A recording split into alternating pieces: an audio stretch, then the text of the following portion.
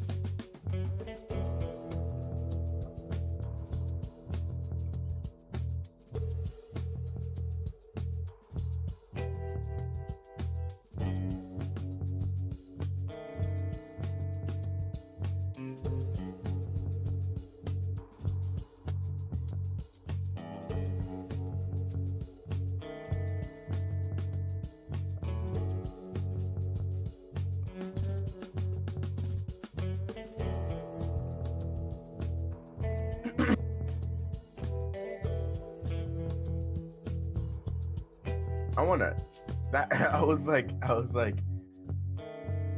wait, are we live? No? Yeah, that's okay. Hello, everybody. Welcome to a new episode of Next to the Floor. My name is Harrison. I am your host with the most.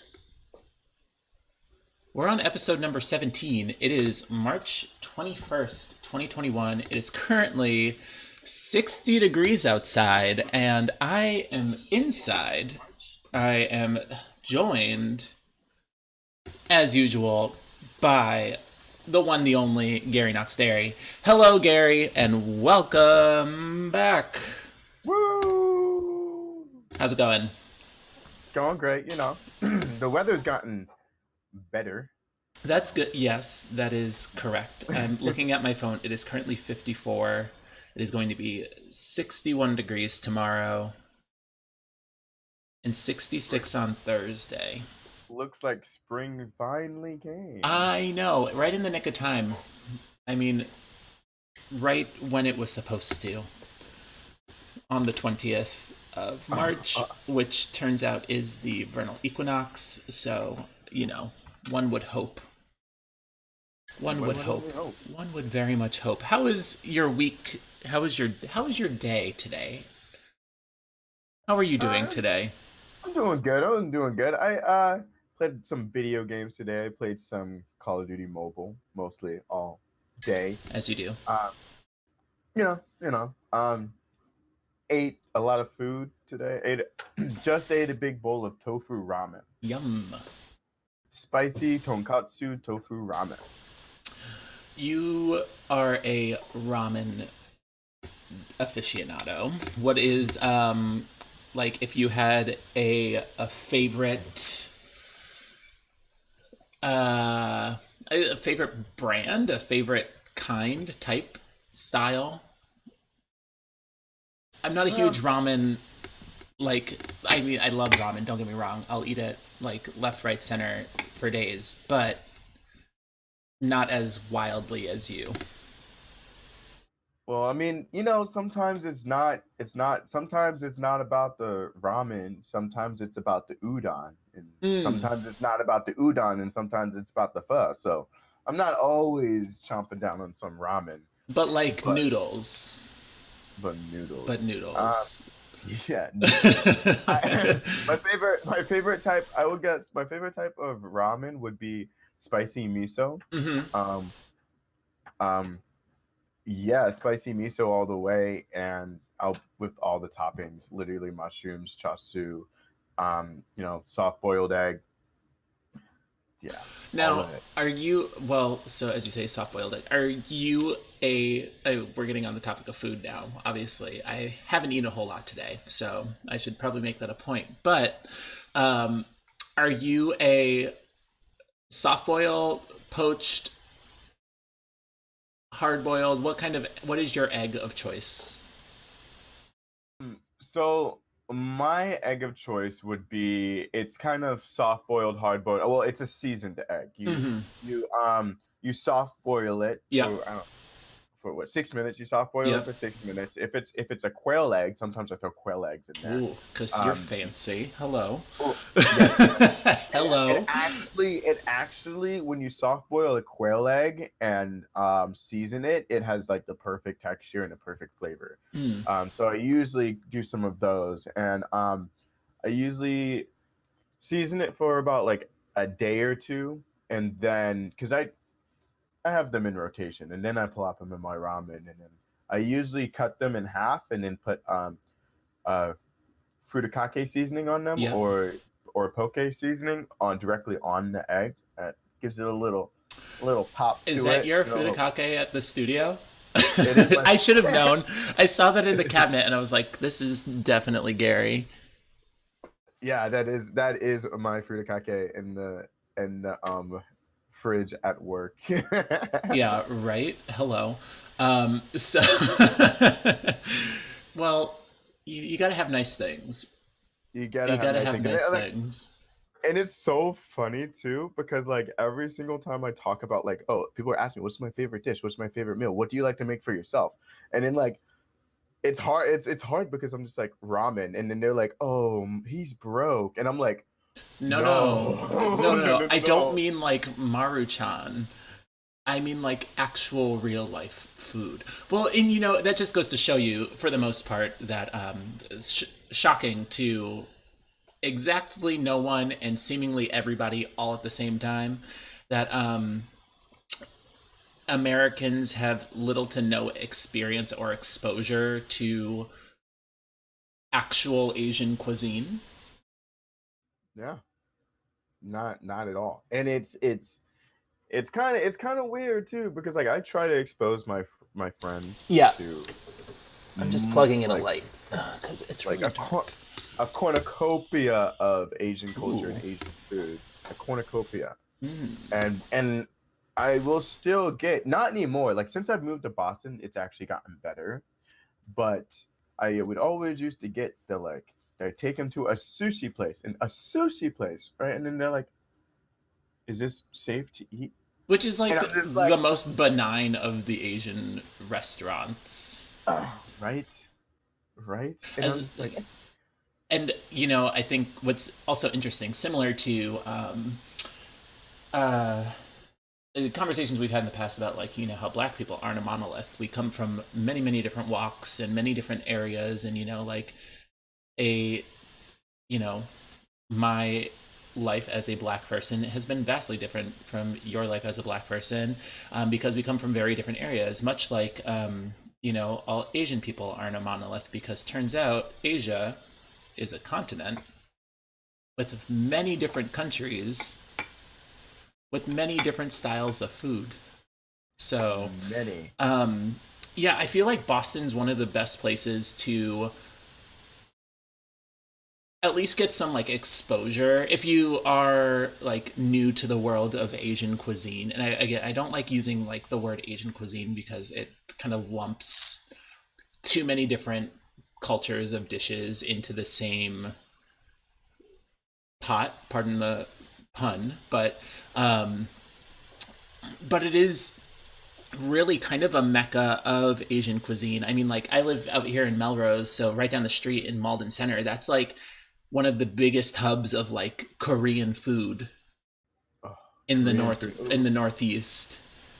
Oof. I love Korean food. I love Korean food. Like the Koreans have figured out how to barbecue. I'm gonna like I will say it. I will say it. Yes. They have figured out, and this is here we go, stereotypical black things, but hashtag stereotypes are somewhat made on truth, I guess. But they have figured out fried chicken, and I don't know if you've never tried. This is to everybody because I know you've tried. Bonbon. Oh my God. Is it bonbon? Is it bonbon or is it Banchan. banchan? Banchan. Banchan. If Yes. y'all have at home, viewers at home, if you have not gone into Korean fried chicken and tried either like banchan or what is it, lollibi? Lollibee. Jollibee, There's Jollibee. Jollibee, and then there's BBQ Yeah, chicken. yeah. There's BBQ chicken too, and then those there BBQ chickens around where Bonchon is too. It's around. It's in Alston. It's an Alston Y'all need area. to get into it because when I tell you, like, this is like, like, oh my god, so good, so good, so good. Oh, I could talk about it for days, but we won't. I'm not going to. Oh, I mean, and like, for what it's worth, I think aside from, I love cooking French, like French, the French style of the French have figured out cooking. They've got like cooking cut down to like a whole another level. Like French cooking is science, and it's so much fun. But cooking like various Asian cuisines so much more rewarding and so much more fun than cooking literally any other style of cuisine, because not only do you have Indian in there, you've got Thai, Vietnamese, Korean, Chinese, Japanese, you've got like pretty much all of the Middle East, which also is considered Asia. You've got all of your, I don't want to say like Soviet bloc countries, but like all of the Soviet bloc countries are all Asian. So you've got a huge breadth of styles of cooking and things along those lines that you've got going on there. That God, it's so good, and the ingredients are so much fun. Have you had did you have Korean barbecue before? Like make it yourself, chop in front Actual, of the grill. um, Actual like you know what? on my own, or have I Yeah, gone well, not someplace and had like Korean barbecue? gone someplace and like I have I gone don't know, someplace and had like real like a life grill it actual yourself. Korean barbecue. Yeah, I have not Yep. done it myself. Okay. I fashion myself like a decent at home chef. I have not Yeah. forayed into the world of grilling and Oh, okay. barbecuing. That's like a section of I haven't gotten into that, and I haven't gotten a whole lot into baking because grilling stresses me out for no reason, and then baking is just like a level of science and precision that I can appreciate from afar. All right. I know what we're doing next. Oh, I know what we're we're doing going! next. Yay! We're taking next to the floor on the road. Okay. Yeah. We're taking on the road. Our next episode will be a banchan and or any other Korean barbecue. Ooh, you know what else is really good? Side note, hot pot. Yes. I love me some Yes. hot pot. Give me I a haven't had. giant thing of boiling liquid. Okay. Okay. So do you get yelled at for putting udon in your hot pot? Because I fill mine with udon I just feel up like to you the. should. I feel like you should just put whatever you want in it. I feel like I know there's probably some sort of like customary things that you should and shouldn't put into your hot pot, but like I feel like No, that's my I one think I just put too much. opportunity, right? That's like my one But no, opportunity to just do what I want. no, because I always go get hot pot with like a bigger group, and then Mm, like I want to try everybody else's broth, but I want to put my noodles in everybody else's broth too. Like, oh, is that seafood? Let me put some noodles in there. I understand. Oh, so you're ruining other people's broth with your own noodles. See, that's where you're getting yelled at, Gary.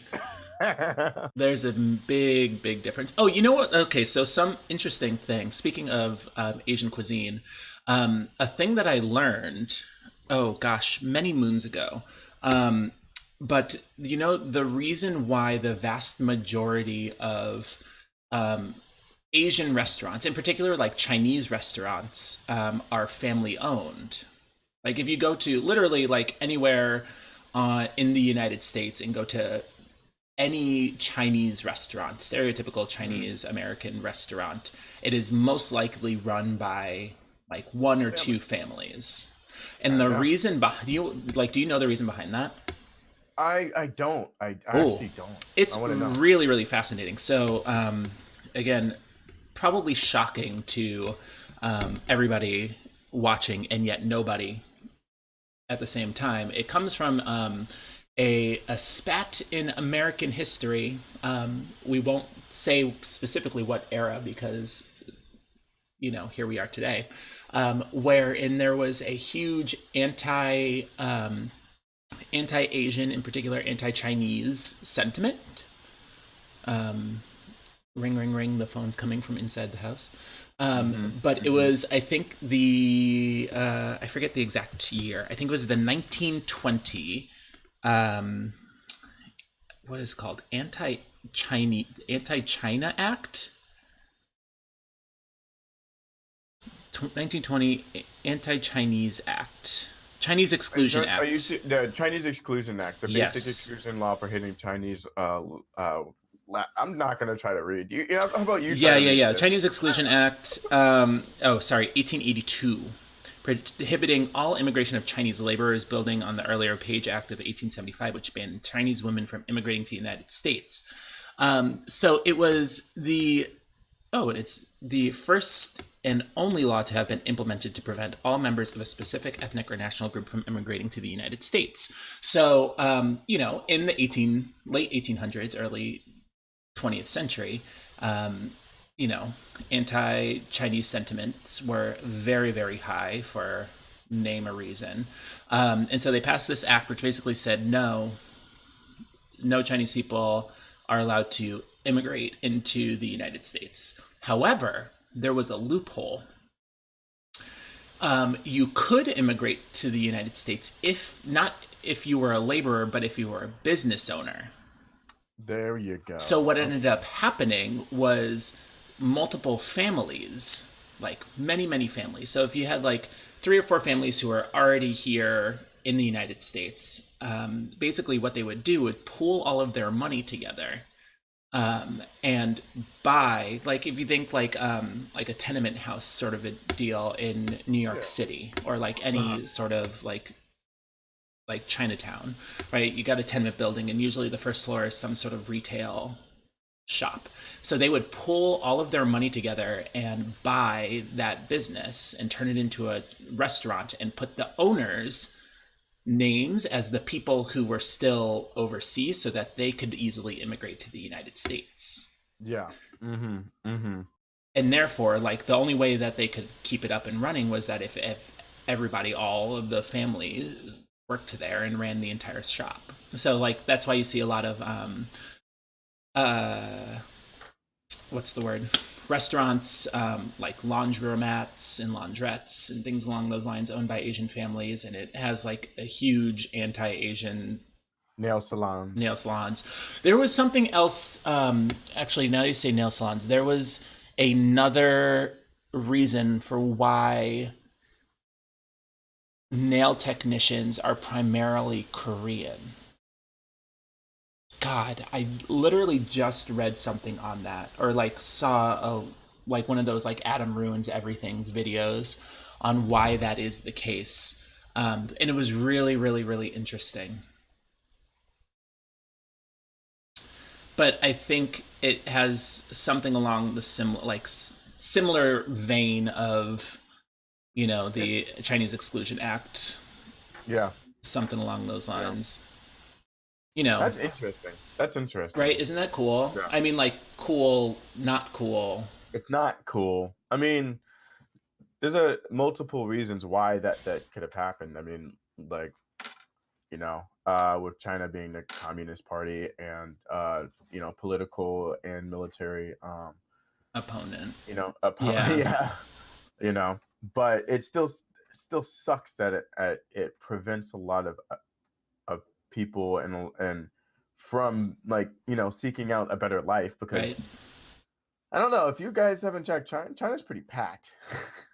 Yeah, there's a lot there's a lot to it. There's a lot to unpack with our relationships with our friends overseas. All of this, just for our viewers at home, they think part of the reason why we're having these conversations today about, Asian food or knowledge or whatever thereof of the Chinese Exclusion Act, if y'all haven't been following the news, white people are at it again. They had it again. They're at it again, having bad days and taking it out on minority people. It's So crazy because they're not even the minority. They just think that they're Aryan, like themselves. And I'm just like, there's more of them than us, but that's okay. That's all right. So let me ask you a question. Um, What's up?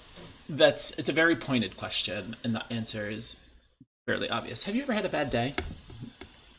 Oh, I've had tons of bad days, but you know what? Like a cop's not going to say that about me. Y'all. That's the tea right there, right? Like, I could be having the worst day. That's not going to be, that doesn't grant me plausible deniability. I just want to know when cops started becoming lawyers or like defend, Yeah, like attorneys, prosecutors, because they're real. Because when they did, they've been doing a real bad job, like real bad, like bad. I thought cops from statements from cops were supposed to be like, well, I don't know. Would you consider that an unbiased, like the responses that we've been hearing from this situation? Do you consider them like unbiased? Um, in the, I guess, like in the big picture, well, no, no, no, no.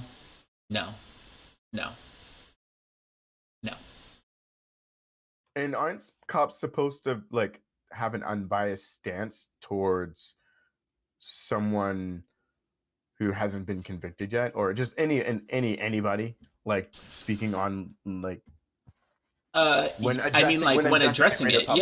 yeah, absolutely, yeah, Yeah. 100. Can they have opinions? For sure, but should they be able to speak them to truth and power? No, absolutely no. 100%, zero, no. I just want to see like I just want to just like everybody should still see the spectrum here. Like here's unbiased reporting, right? Not even reporting, just like statements, unbiased statements in the middle. This is what we get, and here's what they get. Like Like 1000%, and it's not even just in reporting, it's in like all aspects of that whole like from the within the judicial system, right? You've got not only like the actual judicial system that's in charge of like prosecution and implementing laws and things and adhering to those laws, but then you also have like the media side of justice. And in both situations, if we're looking at justice as like a grand image, the odds are always tipped in favor of the lone wolf white guy having a bad day who takes it out on 6, 7 people.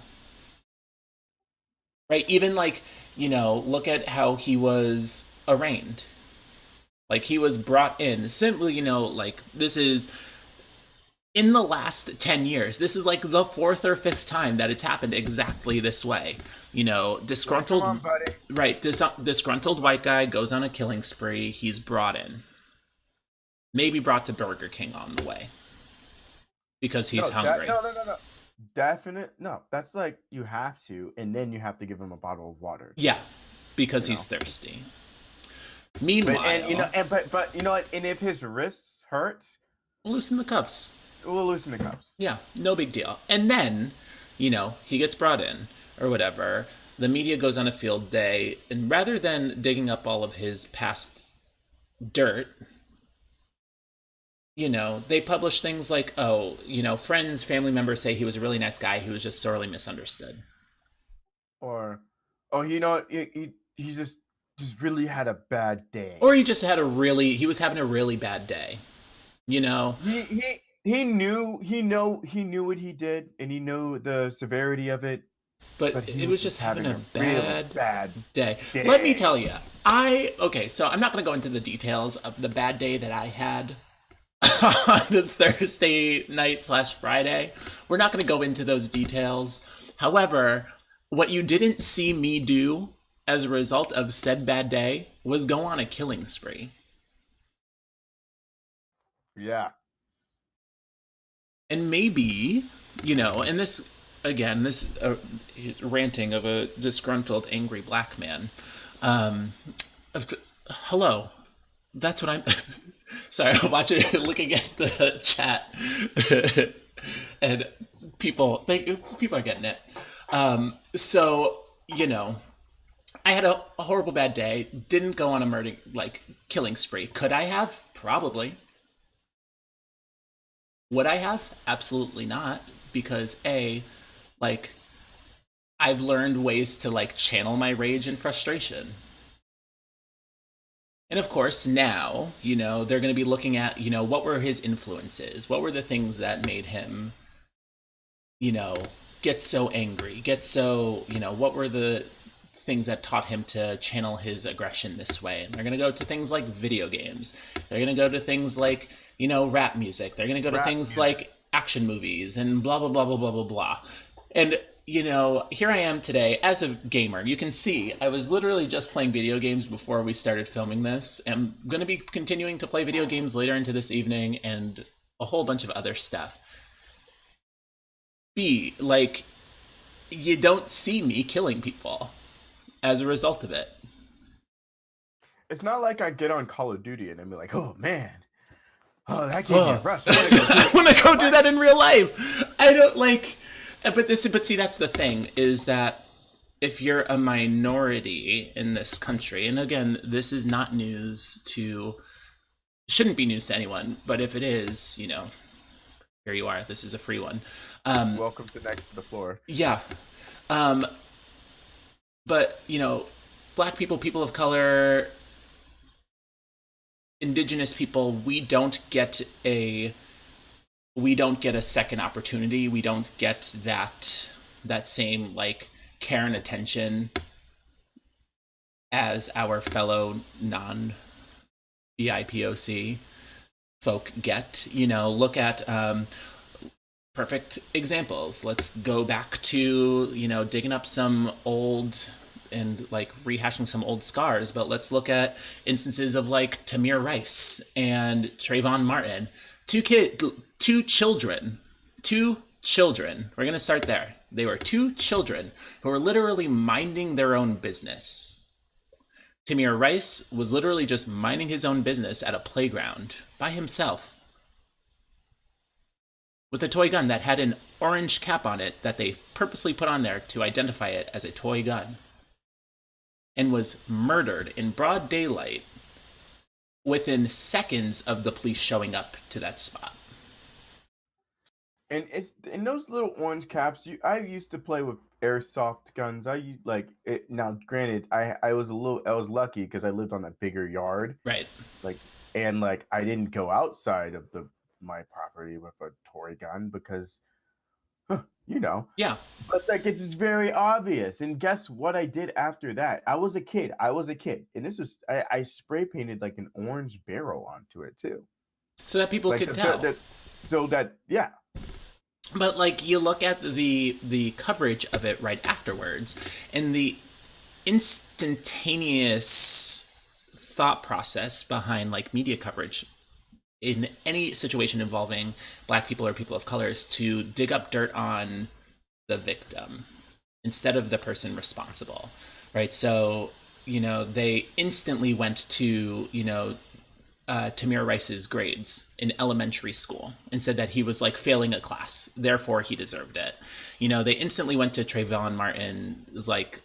They didn't even do any dirt digging. They just said, well, he was wearing a hoodie in a neighborhood he shouldn't have been in, therefore he deserved to get killed. That sounds so stupid because we're it's in a neighborhood that he shouldn't have been in. That sounds according very to whom? territorial. According to whom? And then they're like, oh, they're gangsters. I'm like, but we're in the wrong neighborhood. But we're gangsters. but we're in the wrong neighborhood. Right. You know what I'm saying? Like You know what something I'm saying? something doesn't add up. I'm One just plus one like, isn't equaling two in this situation. It just gets me ungodly levels of frustrated, because then white supremacy. you look at the situation involving like Dylan Roof, wherein he goes in and like massacres an entire church service, and then rather than digging up dirt on him and trying to like expose him as the monster that he is, they were like, oh, he's a lone wolf, he is this one person who believes in Nazism and the power of the white race and blah blah blah blah blah. But he's a lone wolf. There's nobody else like him. He's the only one, and all of his friends said that he was a really good guy and blah blah blah. Like, that's great and all. First, red flag. You should probably check out his friends. Hello. I mean, I'm not an investigative reporter, but I've got at least a little bit of common sense. But anyway, all of this ranting. Birds of a feather. Yeah. Oof, hello. Guess who his candidate of choice was? Cough. We're going to take a quick moment here to. Because guess what? We're hashtag not sponsored. As always, by. Well, not as always. We are hashtag not sponsored, as always. But today we are hashtag not sponsored by the Asian American Legal Defense and Education Fund. It's a New York-based national organization founded in 1974 to protect and promote the civil rights of Asian Americans. I think now more than ever is a very important time for not only us as people of as Black people, but people of color to just to do what we can to help out our fellow people of color, because our brothers and sisters are hurting and we can do something. So for this episode, there's not really a giveaway because I don't feel like it's right to do a giveaway for this one. So if you can just head over to aaldef.org, that's the Asian American Legal Defense and Education Fund, aaldef.org, and donate, $1, $2, $5, doesn't matter. Donate something to help, prevent further things like this. And then as a sidebar, all of our white viewers, white adjacent viewers, white passing viewers, hold your, I will say this time in, time out, hold your other white friends accountable for when they start doing, when they start acting up. Like, you have that power to say, yo, home slice, home skillet biscuit, you are acting up right now, and you need to, get it together. Yeah. And not just today, not just while these, hashtags and moments are happening, all the time. You have to strive and live and desire to be anti-racist, period. That's all. That's the statement. So, yep. That's all. There you go. So we are hashtag not sponsored by the AA. Oh God, so many letters. Asian American Legal Defense and Education Fund, AALDEF. So make sure you head over to their website and donate. Oh, also, as far as supporting things, on a lighter note, for sure go support them. But if you want to help support Next to the Floor, this amazing podcast where basically Gary and I rant about our feelings and the current events and things that go on in the world, become a patron. You can do that. So you can head over to www.patreon.com/next to the floor. You can become a supporter in one of 3 different ways. We've got, monthly Ask or AMAs. We've got exclusive content maybe that will happen at one point. Maybe some competition videos. Oh, maybe some videos of us dancing and stuff, because that would be really cool. I think we can totally make that Maybe. happen. Maybe. I think we can make I that think we happen. should allow that to happen. I think we could do that. So become a Patreon, patreon.com/ next to the floor. Help us out. Help keep this whole shenanigans running. We are, what's crazy just dawned on me. We are about 10 episodes away from our 1 year mark. 10 episodes? 10 episodes. Oh, we're coming close. We're coming close. We are coming very, very close to our 1 year mark. To think, like 1 year ago, last week, like on Monday, was the day that the world stood still. Yeah. At least in Boston. And they said it was standing still in a lot of different places. yes. Yeah. But I wouldn't say Antarctica, but like the penguins are half black. I'll tell you that. Oh my god. Oh my god. All right, well, I'm getting Gary off of this. I'm muting your microphone for the rest of this. This is what I deal with.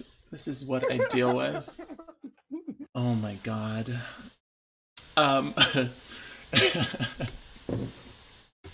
I honestly can't stand you. I truthfully cannot. Like, that's a lie. I appreciate you and everything that you stand for the most part. Except for when you make those corny jokes. I'll take it as a compliment. Yes, always. It is a very complimentary statement that I can't stand you. So, circling back to a well, let's keep talking food, because now you piqued my interest. I just had Chinese last night. It was really good. Have you ever had dim sum? Okay, so let's talk about dim sum for a hot second. So next to the floor, this episode really actually just became an episode where Gary and I rate our favorite our favorite cuisines of the Asian variety and brand. So I am absolutely 100% in love with dim sum. Fun fact for all of our viewers at home, I am part Jewish. So, I celebrate Christmas and all, but my husband and I have taken upon us every year to also celebrate Jewish Christmas. Which isn't so much a celebration as it is the evening of Christmas, where pretty much all of the Jews in the world go and get Chinese food or some form of Asian food, because those are the only restaurants that are open. And so when we lived in Cambridge, the restaurant down the house from our apartment was a dim sum restaurant, like specifically like for dim sum. That's what they did. That was their whole shtick. And they would do a dim sum buffet every year on Christmas. Oof. And let me tell you, I had never been happier in my entire life. Oof. I don't eat much bread, but those rolls, man, dim's like, oof. Like dim sum and dim some more. Let me tell you. Okay. I'm gonna mute your mic. Yeah,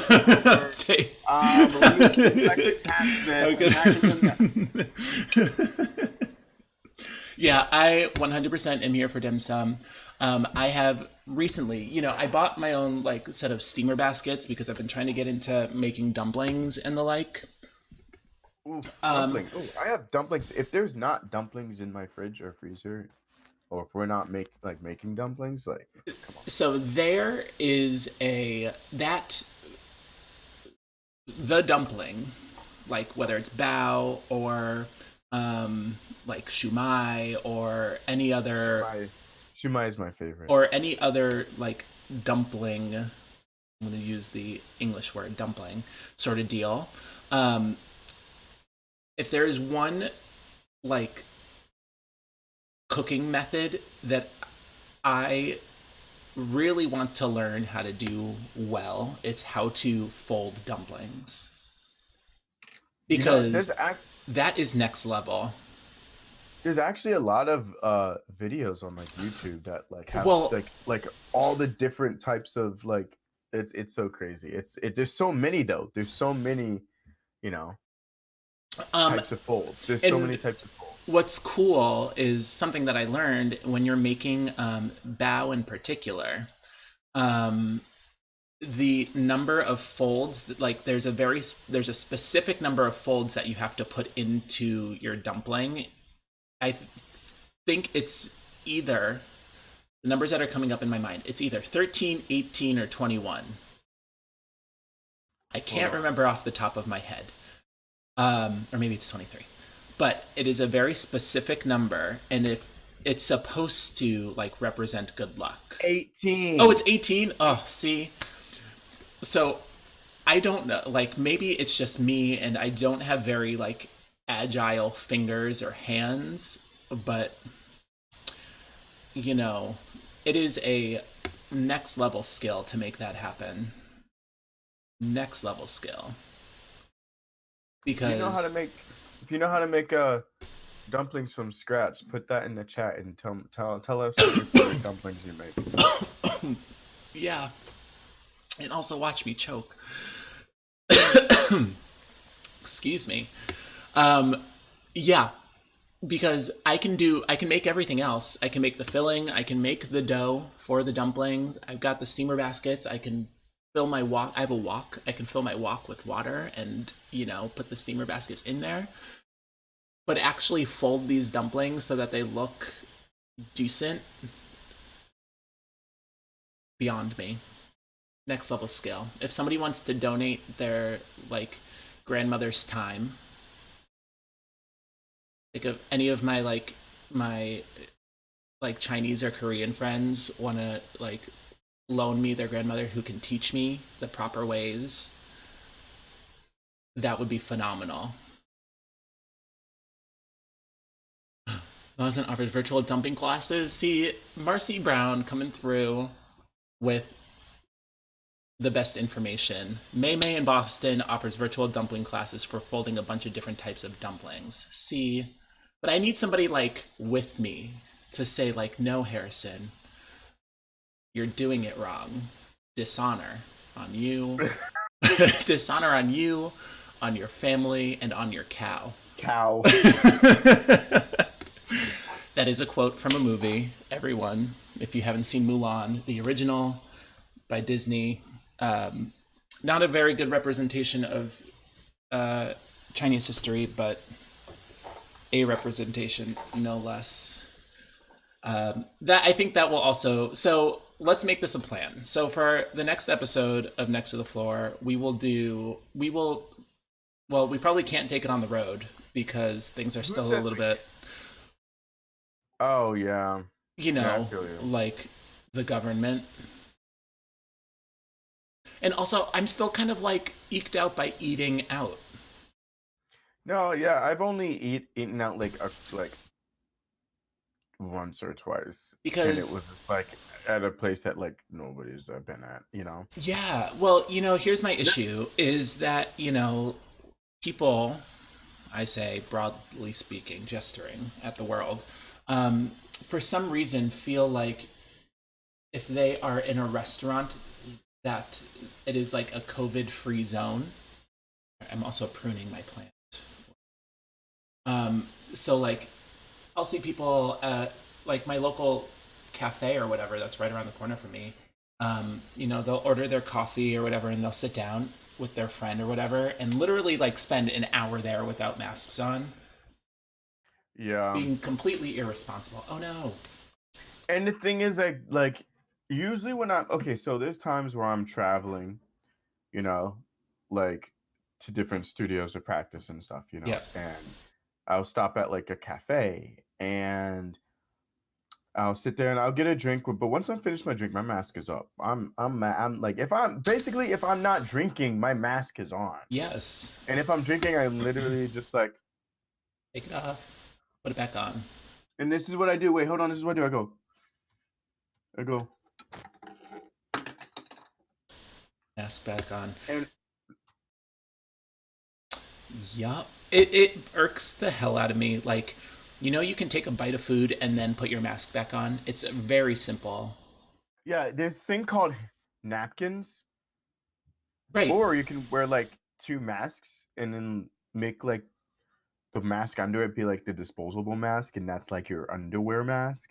I like to call it the underwear Oh, an mask. underwear mask. Wow.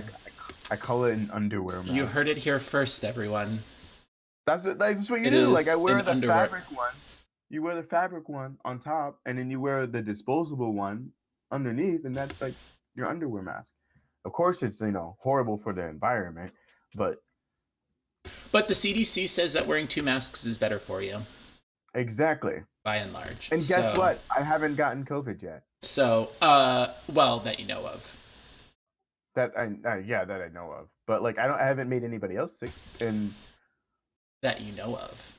that I know of. And yeah. I'm just being shitty. I'm just being shitty. That's actually true though. It's true. And we're still here. But you know what? Like I'm optimistic because what? We're supposed to be getting the vaccine soon for the general population. Oh, right? praise the Lord. It's been a long time coming. Okay, so again, to switch topics, we're going to talk really quickly about who was it? Was it Charlie Baker? Or maybe it was Marty Walsh. Somebody, one of the asshats in government who,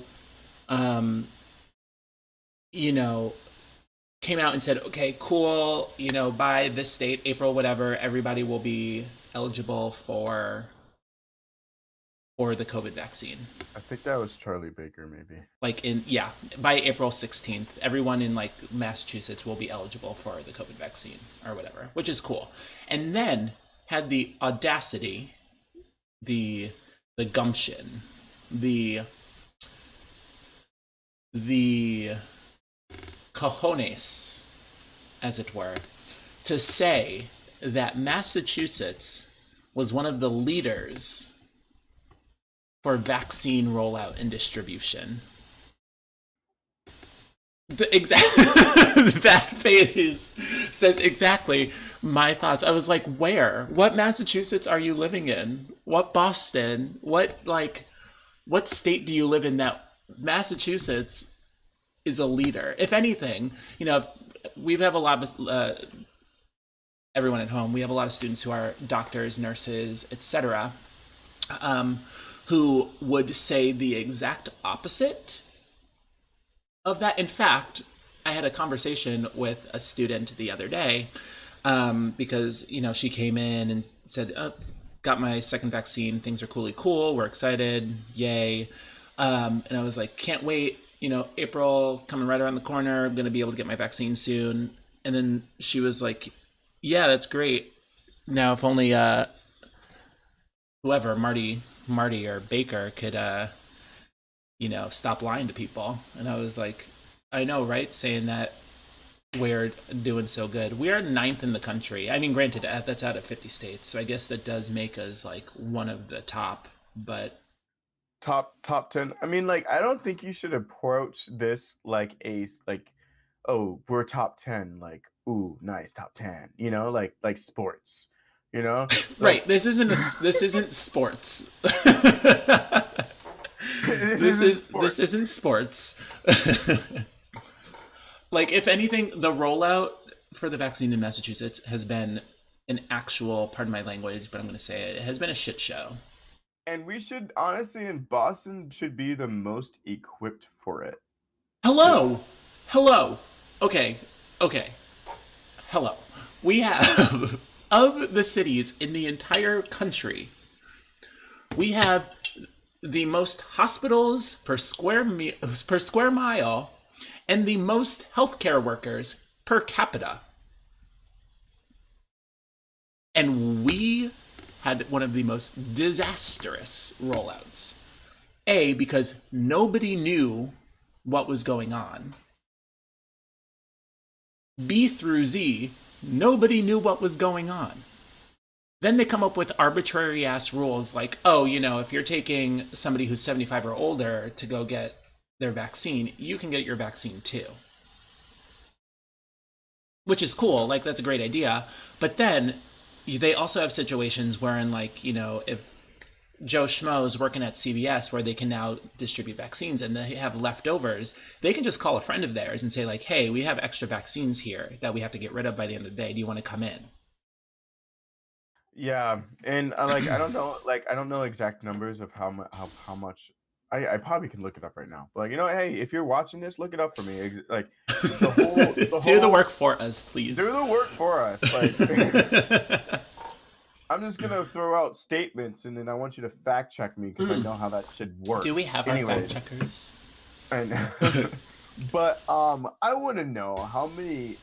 And I know they have an expiration date, but I want to know how many vaccines like got wasted because some didn't want to show up to take their dose. They signed up and then they didn't show up. Well, or the situation, actually, a good friend of mine went and got vaccinated down at Fenway when it was I think they stopped it as a vaccination center or location. Thank you, Marcy, for being our fact checker.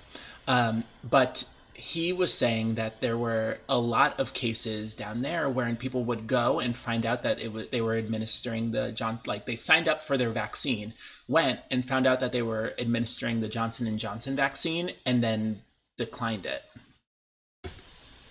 Because they wanted because they wanted the Moderna. They wanted Moderna or Pfizer. Or Pfizer. Yeah. Okay. So they're, vaccines are like trading cards now. You're like, well, when you have three competing brands. Gotta love capitalism. Yeah.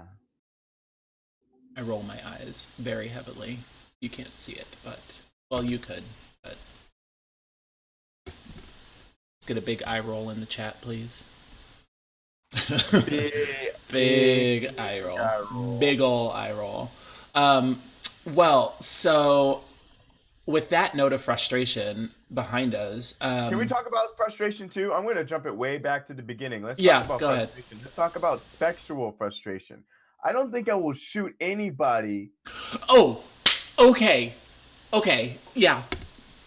Keep going. Go ahead. Let me jump back into it because you said the whole frustration thing, and I'm like triggered. I'm like, okay, sexual frustration. Like he killed everybody like because of sexual frustration. So I just want to let all of our viewers know that according to the American Psychological Association, the APA, the people who are kind of responsible for telling everybody what is and what is not a mental illness or disorder, sex addiction is not an actual thing. It is not. In cases where people have claimed to be sex addicts, they have, and this is a fact, this is from the APA. I don't have it right here on my phone, but you can look this up. This is real life. They have found that people who claim to have sexual addiction display normal levels of, have normal libido levels, akin to like somebody who isn't sexually promiscuous or sexually active. Like their libidos are exactly the same. Similarly, people who say they are addicted to porn watch the same amount of porn as most people. So, believe in a similar vein that sexual addiction is really only used as in a lot of situations like this where it's used as like a scapegoat for malfeasance, but by and large was used by, or has been used by, the church. I'm going to say like church with a capital C, like the church, to promote like abstinence only education, and like using sex addiction as a tool to, or like sex addiction, quotes in quotes, as a tool to push abstinence only education in public schools. So there you go. It's not a real thing. And then also for you to use that as an like, all right, neckbeard, let's let's get a couple things straight. First of all, get the fedora off your head. Second, And is like and that's what they're gonna try to take to court too. Like they're gonna try to prove, because they're always gonna try to like, oh, he was mentally like the oh, of mental, course, of course.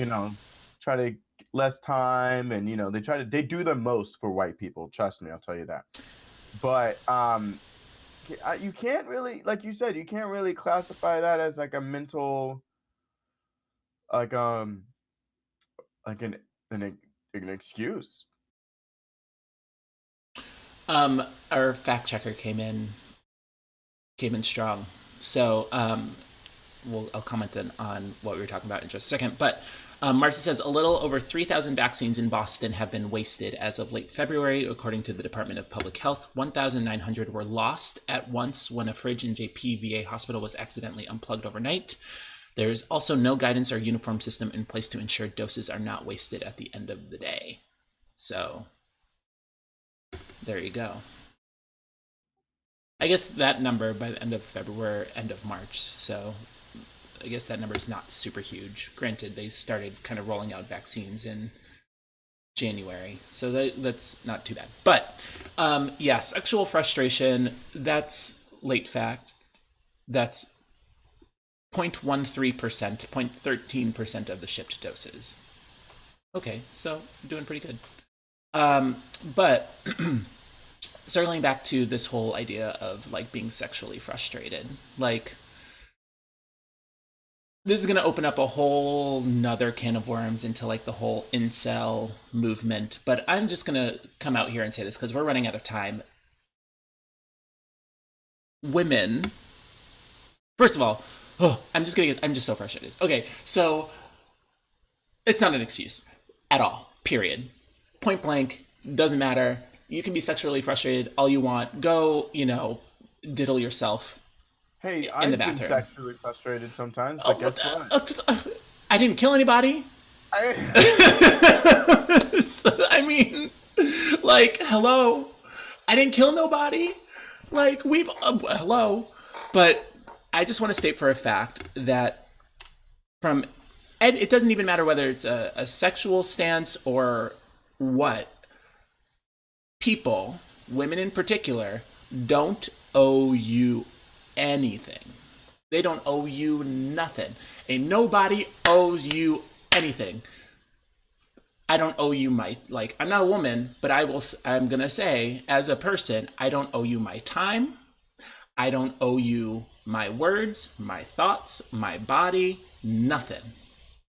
So for you as white person to say, I was sexually frustrated because women wouldn't,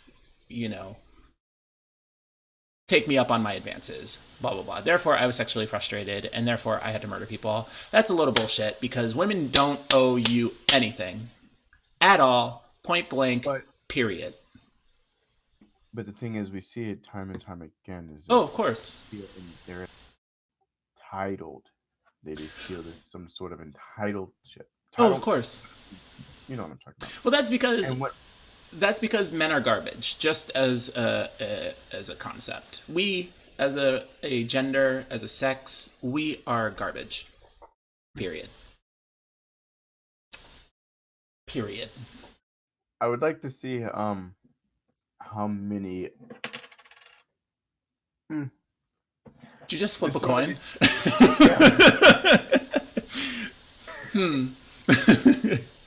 I'll go with this statement today. No. Where's my dice? Actually, no. No, I'd like to see the statistics of like